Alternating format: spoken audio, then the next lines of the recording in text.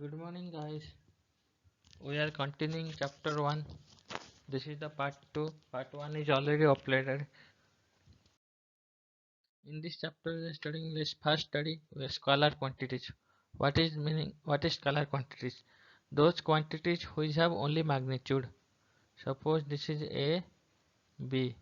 We don't know the direction. It may be direction, it may be rightward direction, but we know the value. It is 5 centimeter. Means AB, we don't know the direction, we know the only line, so we can write bar and equal to 5 centimeter. Means we know only magnitude, we don't know direction, so it is called scalar quantity. Vector quantities means this is A, this is B. We know, suppose this direction is in the east direction and we know the value 5 centimeter. Means vector quantities are those quantities which have both magnitude and direction, मतलब दो हो सकता है, magnitude भी पता है और direction भी पता है, तो उसको बोलते हैं हम vector quantities.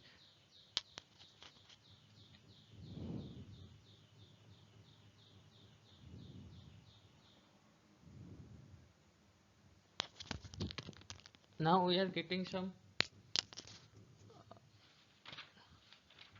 different type of vectors.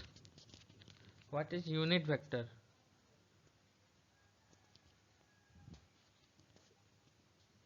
Unit vector. Unit means value must be 1, coming 1.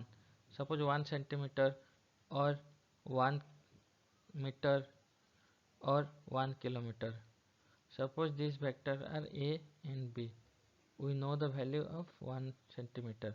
Then this is called unit vector. Another is equal vectors. Equal vectors. And another is like vectors. Like vectors. Suppose this is A, B, this is 5 centimeter, and another is C, D, this is 5 centimeter, and both are parallel. AB and CD are parallel. Equal vectors means magnitude same, parallel, and equal and directions are same.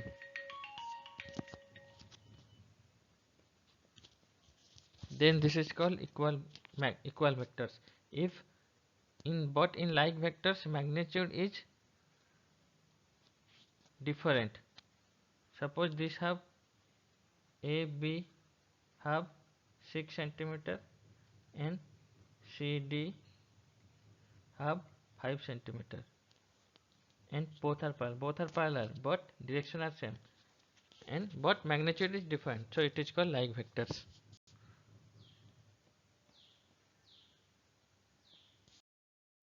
What is force system? It is the collection of forces acting at specified location. Means suppose this is body, and at this point different type forces F1, F2 and F3 are acting. Means it is a system of different type of forces acting at a specific location. Then you are consider this is as a force system. Effect of a force. A force may produce the following effects on the body. Force body के ऊपर क्या क्या effects डालता है, क्या करता है, ये बॉडी के मोशन को चेंज भी कर सकता है. Suppose this is body and ये 10 न्यूटन फोर्स जा रहा है, इस डायरेक्शन में आ रहा है. हम अगर इस तरफ से 11 न्यूटन फोर्स देंगे तो नेट कितना हो गया, 1 न्यूटन. तो बॉडी इस तरफ से मूव कर रहा था, बॉडी इस तरफ से मूव करेगा. Means it may change the motion of the body. And अगर यहाँ और रिटार्ड मतलब अपोज भी कर सकता है, oppose the motion of the body, मतलब ऑपोजिट डायरेक्शन में भी भेज सकता है. इट में रिचार्ज द अपोज भी करेगा. और अगर ये सोचो 10 न्यूटन इस तरफ से जा रहा है, हमने यहाँ पे 10 दिया तो नेट कितना हो गया, 0. तो बॉडी क्या हो गया, रेस्ट हो गया. इस तरफ से मूव कर रहा था, हम इस तरफ से धक्का दिए 10 न्यूटन, तो बॉडी हो गया rest. Means 10 bringing it to rest और इक्विलिब्रियम पोजीशन. हम बॉडी को फोर्स एक मोशन बॉडी को हम फोर्स देके उसको रेस्ट पोजीशन में भी ला सकते हैं. अगर बॉडी फोर्स दे रहे हैं तो बॉडी में क्या होगा, पार्टिकल मूव कर रहे हैं, मतलब इंटरनल स्ट्रेसेस रिलीज हो रहा है. It may give rise to internal stresses in the body. Characteristics क्या है, इन ऑर्डर टू बॉडी में effect of in order to determine the effect of a force, force की इफेक्ट पता करने के लिए हम क्या फोर्स की क्या क्या कैरेक्टरिस्टिक्स जानना जरूरी है। फोर्स कितना मैग्नीट्यूड का फोर्स बॉडी में आ रहा है, कौन से डायरेक्शन में, इस डायरेक्शन में फोर्स लग रहा है कि इस डायरेक्शन में फोर्स लग रहा है, कौन से डायरेक्शन से फोर्स लग रहा है, नेचर ऑफ द फोर्स कैसा है, and the point at which, कौन से पॉइंट पे ये फोर्स लग रहा है, the point at which the force acts on the body. Principle of transmissibility of a forces. Suppose this is the body and the force is acting in direction. This is F1 at this point. Then this is the line of action. Straight to this force. This is called line of action. तो क्या होता है इस line, इस force में जो सीधा में आएगा वो उसको बोलते हैं लाइन ऑफ एक्शन। ये अगर फोर्स F1 में आ रहा है, F1 डाल रहा है, तो इस लाइन ऑफ एक्शन में हर हर जो इस लाइन पे एक्शन के ऊपर जो भी पार्टिकल है ये इस फोर्स को महसूस कर सकते हैं। ये पॉइंट इस फोर्स को महसूस कर सकता है, ये पॉइंट इस फोर्स को महसूस करता है। सपोज बॉडी ये F2 आ रहा है इस डायरेक्शन में, इसकी लाइन ऑफ एक्शन क्या हो गया, ये हो गया। तो इस लाइन ऑफ एक्शन में जो भी पार्टिकल है ये सब ये F2 फोर्स को महसूस कर सकते हैं। यही लिखा हुआ है, it states if a force acts at any point on a rigid body। Suppose ये पॉइंट कौन से कोई भी पॉइंट पे, रिजिड बॉडी में कोई भी पॉइंट पे एक्ट कर रहा है, it may also be considered to act at any other points on the same line of action provided this point is rigidly connected with the body. ये point क्या होना चाहिए, ये बॉडी के साथ कनेक्टेड होना चाहिए। Principle of superposition. It is the combined effect of force system acting on a particle or a rigid body is the sum of effects of individual forces। ये इस तरफ से F1 आ रहा है, F2 आ रहा है, तो इसकी नेट डायरेक्शन कौन सा होगा। सपोज इस रिजल्टेंट, तो ये कॉम्बाइन इन दोनों फोर्स की कॉम्बाइन इफेक्ट से बॉडी डिसाइड करेगा कि कौन से डायरेक्शन में बॉडी मूव करेगा। It is the combine effect of force system, combine effect of force system acting on a particle और a rigid body is the sum of effects of individual forces. ये दोनों के सम की effect की individual forces के हिसाब से body की डायरेक्शन मूव करेगी। Different type of system of forces are co-planar forces। Co means same, planar means one plane, plane से planar आया है। Co means same, linear line से linear आया है। Co-planar means एक ही प्लेन पे बहुत सारे फोर्स लगा हुआ है, F1 ये F2, ये एक ही प्लेन है, तो एक ही प्लेन पे बहुत सारे फोर्सेस है, मतलब सेम प्लेन है, तो इसको बोलते हैं co-planar forces। Co-linear मतलब एक ही लाइन पे F1 और ये F1 फोर्स है, ये F2 फोर्सेस है, मतलब एक ही लाइन पे है, तो इसको बोलते हैं collinear forces. Concurrent forces means F1 F2 F3, ये अलग अलग फोर्सेस है, F1 F2 F3, ये तीनों का क्या कर रहे हैं, एक ही पॉइंट पे मच कर रहे हैं, तो एक ही पॉइंट पे कॉन्करेंट, इसलिए इसको बोलते हैं कॉन्करेंट फोर्सेस। अगर ये कॉन्करेंट फोर्सेस एक प्लेन के अंदर रहेगा उसको बोलते हैं कोप्लानर कॉन्करेंट फोर्सेस। को एक ही प्लेन पे है इसलिए कोप्लानर, और कॉन्करेंट है इसलिए concurrent forces, coplanar concurrent forces. अगर ये अगर बाहर होता प्लेन में, अंदर नहीं होता, F1 F2 ये एयर में है, प्लेन एक ही प्लेन पे नहीं है, इनके बीच एक ही प्लेन पे नहीं है, अलग अलग एंगल पे है। ये सब सोचो, इस तरफ से आ रहा हो, अंदर से बाहर, पीछे की तरफ आ रहा हो, ये फ्रंट से आ रहा होगा, तो क्या है एक ही प्लेन पे नहीं है, एक ही प्लेन पे है, एक ही प्लेन पे नहीं है लेकिन अलग अलग डायरेक्शन पे आ रहे हैं, तो उसको क्या बोलते हैं, non coplanar and concurrent forces. एक प्लेन पे नहीं है इसलिए non coplanar concurrent forces. Coplanar non concurrent क्या होगा, ये वाला एक ही प्लेन पे कोप्लानर है लेकिन कॉन्करेंट नहीं है, इसलिए coplanar non concurrent forces. Non coplanar मतलब दो प्लेन है, तो दो तीन प्लेन है, F1 है F2 है, ये क्या है एक ही प्लेन पे नहीं है, मतलब नॉन कोप्लानर है और non concurrent forces. Action and reaction of A forces. Suppose this is the body and fixed at the ground. अगर ये उसकी लोड है W, तो ग्राउंड में भी कुछ रिएक्शन देगा, उसको आर बोलते हैं। तो reaction forces always acts normal to the plane, plane normal to the plane. इसको एक्शन, अगर हम इसको एक्शन लोड भी बोलते हैं, एक्शन फोर्स, इसको रिएक्शन फोर्स बोलते हैं। जैसे हमने किसी को चाटा मार लिया, तो अब आप जो चाटा मारे वो फोर्स हो गया, एक्शन फोर्सेस हो गया। तो आपको भी दर्द होगा ना, आपके हाथ को भी दर्द होगा, वो होता है रिएक्शन फोर्सेस। तो वो गाल भी आप किसी चाटा मार रहे हो तो उसके गाल भी आपको रिएक्शन वापस दे रहा है, आपको भी हाथ दर्द कर रहा है, वो होता है reaction forces. Free body diagram.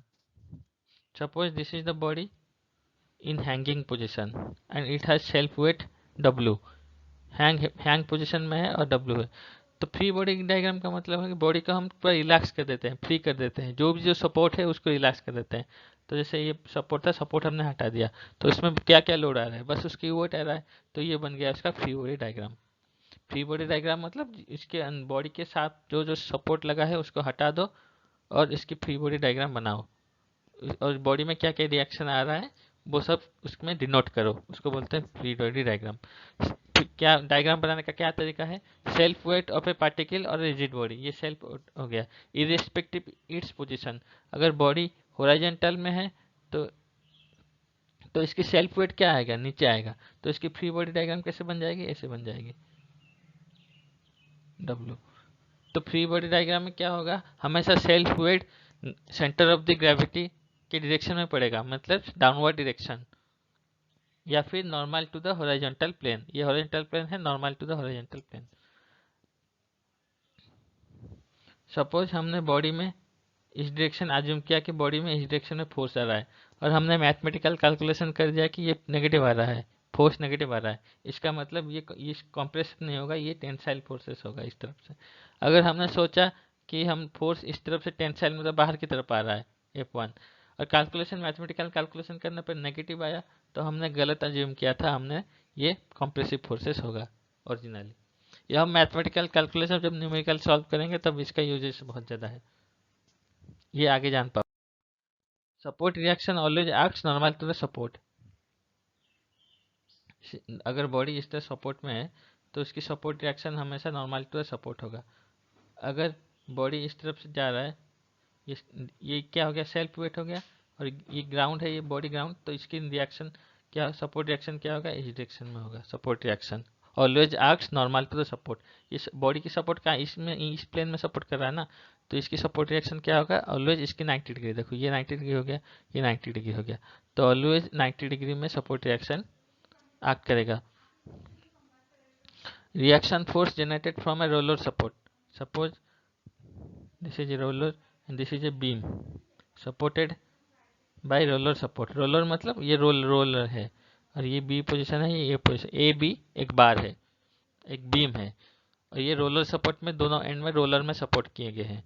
तो इसकी रिएक्शन फोर्स कहाँ पे आएगी, यहाँ पे आएगी, R A vertical, R B vertical. इसमें हॉरिजॉन्टल रिएक्शन नहीं आएगा, ये दोनों वर्टिकल रिएक्शन, दो पॉइंट में वर्टिकल रिएक्शन आएंगे। Reaction force generated from a roller support has only one component, only one, a point पे only one component and acts vertically normal to the support। ये support उसकी normal में 90 degree, ये है 90 degree, and acts vertically normal to the support on which roller rest। अगर ये hinge है या फिर पिन पॉइंट है ए बी, देन इसकी दो रिएक्शन होगा, आर ए भी और आर ए एच, मतलब दो, जब ये हिंज पॉइंट होगा या फिर हिंजली सपोर्ट होगा, या फिर पिन पॉइंट से, ये पिन है, इसको पिन है और हिंज है, then it has two component of forces, one horizontally and one vertically. अगर फिक्स्ड पोजीशन है, सपोज दिस इज बीम, दोनों एंड में फिक्स है, तो इसकी आर बी भी वर्टिकल कंपोनेंट हो गया, ये हॉरिजॉन्टल कंपोनेंट हो गया, आर बी एच हॉरिजॉन्टल। यहाँ पे भी क्या होगा, आर बी ए भी, और ये हो गया आर आर ए एच। और ये इसकी सपोज बीम की कुछ लोड है डब्ल्यू, या फिर हम यहाँ से ऊपर से कुछ लोड दे रहे हैं डब्ल्यू, तो क्या होगा, ये बेंड करेगा, तो ये हो गया एक बेंडिंग मोमेंट, हो गया एक बेंडिंग मोमेंट। 3 हो गए, 1 है 2 3, यहाँ पे भी 1 है 2 3, तो ये क्या हो गया आर एम बी, यहाँ पे हो गया आर एम ए। मतलब 3, जब फिक्स सपोर्ट होगा तो 3 component of forces, reaction forces लगेंगे। A fix support has 3 component of forces. अगर ये बॉडी है, ये मूव कर रहा है, सपोज फोर्स इस तरफ से फोर्स मूव कर रहा है, तो इसकी फ्रिक्शनल फोर्स क्या होगा म्यू आर। इसकी रिएक्शन फोर्स क्या होगा always perpendicular to the R ground, तो इसकी फोर्स क्या हो गए, ये हो गया फ्रिक्शनल फोर्स, ये वो इसको बोलते हैं frictional force. Frictional force always acts of in opposite direction of the force applied, means F equal to mu R. F की वैल्यू जितनी होगी म्यू आर की वैल्यू इतनी होगी। Frictional force always acts parallel and opposite to the force applied directions. We are studying now. We are going to study some extra points. Addition of vectors. Addition of vectors. So we are generally what we are doing in mathematics. 10 plus 5 equal to 15. This is plus, and plus 10 minus 5 equal to 5. Suppose this is the vector R S and another vector P Q. Then for addition what are you doing? Suppose parallel to PQ, draw another line AB in same direction. And suppose this is 5 centimeter, this is 5 centimeter. So it is also 5 centimeter. Draw you from starting A से start की B तक पहुंच गए। अब B से क्या करोगे, R S जो पैरेलल है, पैरेलल लाइन ड्रॉ करो, कितना 5 सेंटीमीटर, और सेम डायरेक्शन पे। और ए और सी पॉइंट को, दोनों को एंड पॉइंट को जोड़ दो, तो ये हो गया आपका एडिशन ऑफ वेक्टर्स। एडिशन हो गया। सब्सट्रैक्शन में क्या करोगे, suppose this is subtraction of vectors. Subtraction में क्या करोगे, suppose this is P Q vectors and another is R S vector. This is 5 centimetre, this is also 5 centimetre. P Q के parallel में ले लो एक line A B, same direction 5 centimetre. And R S के B से start करके फिर R S parallel line लो, सी पॉइंट पे आ गया। पर यहाँ पे डायरेक्शन अपोज होगा। एडिशन में क्या होता था, डायरेक्शन सेम होता था, ये सेम सेम, ये भी सेम, और इसके साथ सेम।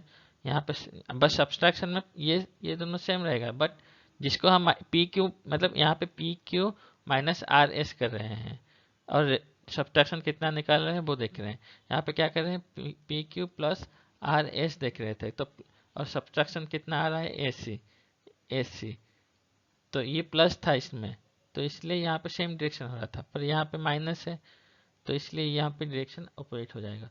अब इन दोनों एंड पॉइंट को जोड़ लो, जो आ जाएगा वो आपका तुम्हारा हो गया सब्ट्रैक्शन वेक्टर्स आ गया। You got it. यहाँ पे प्लस था इसलिए हमने प्लस किया, यहाँ पे प्लस था इसलिए सेम डायरेक्शन में लिए, यहाँ पे प्लस है सेम डायरेक्शन में लिए, पर यहाँ पे माइनस है इसलिए हमने यहाँ पे अपोजिट डायरेक्शन लिए। You got it.